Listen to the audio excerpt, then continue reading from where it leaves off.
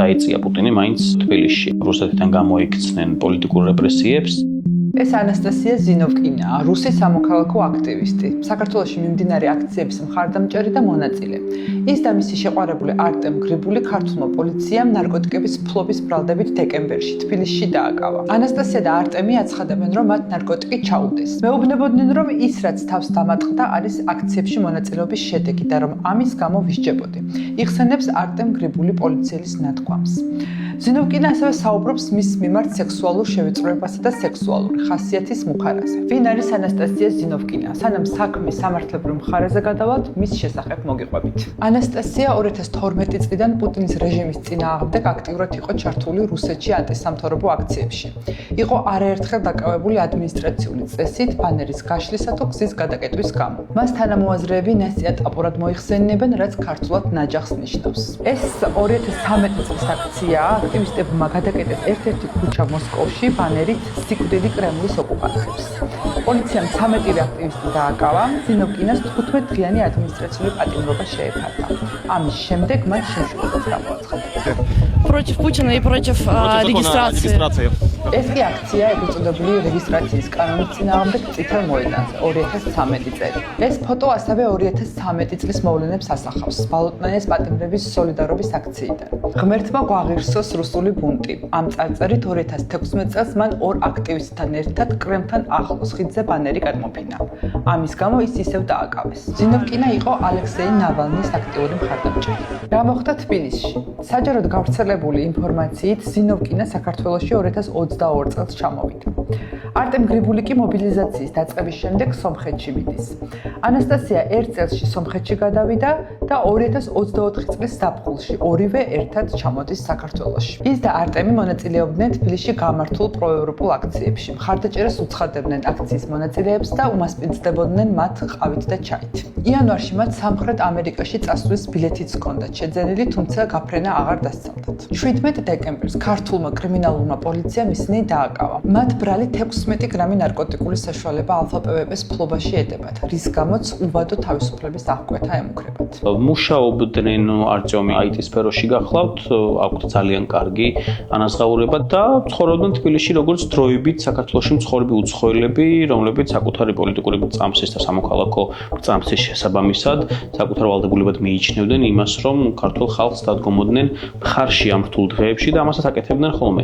როგორც ჩანს, ამან განსაკუთრებით გააღეზიანა პოლიციის ადგილობრივი სამმართველოს ხელმძღვანელობა და დაიგეგმა მთელი ეს ოპერაცია მათ წინააღმდეგ. ახლა კი სამართლებრივ დეტალებზე. საქმე კრიმინალური პოლიციის დეტექტივის ჯემალ მირაზანაშვილის პატაკის საფუძველზე დაიწყო.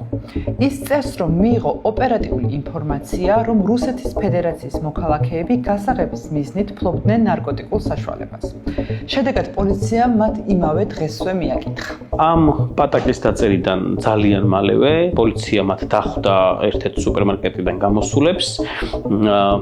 სასწრაფოდ დაიწყეს ჩხრეკა და ძალადობა, ჩასვეს ავტომობილებში, წაართვეს ჩანთები და ქურთუკები. დაახლოებით 15 წუთში უკვე მოვიდა გაუნძიებელი და თარჯიმანი. გაუნძიებლის მოსვლის შემდეგ უკვე დაუბრუნეს ქურთუკი, ჩანთა და უთხრეს, რომ ეხლა უნდა გაგჩხრიკოთო, ხოლო პოლიციელების მიერ ჩამორთმეულ და უკან დაბრუნებულ ტანსაცმელში და ჩანთებში უკვე პოლიციელებმა თითქოს აღმოაჩინეს ნარკოტიკული ნივთიერება. ამის მერე ისინი წავიდნენ მათ საცხოვრებელ სახლში, რომელიც ნაქირავები ჰქონდათ.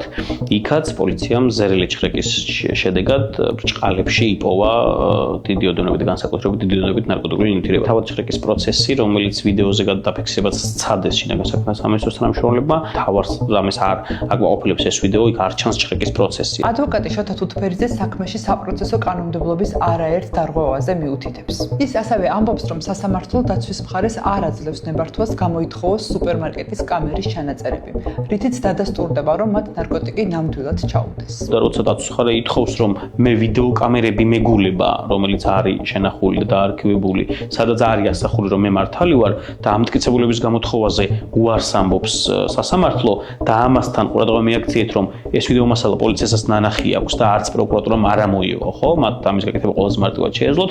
ბუნებრივია ეს იმას ნიშნავს, რომ ამ საქმეზე ინტერესი არის უბრალოდ დადგეს გამომწყობებელი განაჩენი. თუთფერიძის თქმით, ბრალდებულების მიერ აღწერილი გარემოების დადასტურება ასევე შეუძლია ტაქსის მძღოლს, რომელიც რომელიც მათ გამოძახებული ჰყავდათ.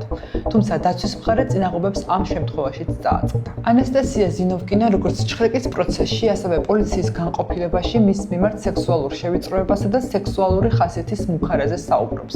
მან ამის შესახებ სასამართლოშიც ისაუბრა. Засунули руки в мои карманы, осматривали мои вещи, то есть меня трогали мужчины. Также я считаю, что жест потрогать себя за пах с соответствующей угрозой в этот момент. Извините, пожалуйста, кто трогал себя за пах? Какой-то мужчина, который трогал себя.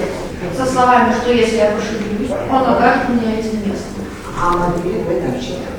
თუნდაც შეგიძლია წარმოიდგინოთ ახალგაზრდა გოგო ჩავარდნილი იმ კრიმინალების ხელში, რომლებიც რაღაცა მზად არიან, რომ ადამიანს ნარკოტიკი ჩაუდონ ჯიბეში. ჩხრეკის დროს სხვადასხვა ინტიმურ ადგილებში შეხება, სიტყვიერი, არამხოლოდ სიტყვიერი ჟესტების ენით მინიშნება და მუქარა შესაძლო სექსუალური ძალადობის შესახებ. იგივე შინაარსის, თუმცა სექსუალური მიმართულებით ნაკლებად ფანტაზირებული კომუნიკაცია ჰქონდა არწევს. აქ უნდა აღვნიშნოთ ისიც, რომ საპროტესტო აქციების ფარგლებში საქართველოში დაკავებულია რუსეთის კიდევ ერთი მოქალაქე, ანტონ ჩეჩინი. მასაც ალფა-პეპეს ფლობას ედავება ქართული პოლიცია. ანტონ ჩეჩინი მონაწილეობას იღებდა რუსეთში პუტინის რეჟიმის წინააღმდეგ აქციებში, აქვს მოგებული საქმე სტრასბურგის სასამართლოშიც. საქართველოში ჩამოსვლის შემდეგ მონაწილეობდა თბილისში მიმდინარე აქციებში. ის 3 დეკემბერს დააკავეს. პუბლიკა აქტიურად გააშუქებს მათ სასამართლო პროცესებს, სიახლეებისთვის თვალი ადევნეთ ჩვენს პლატფორმას.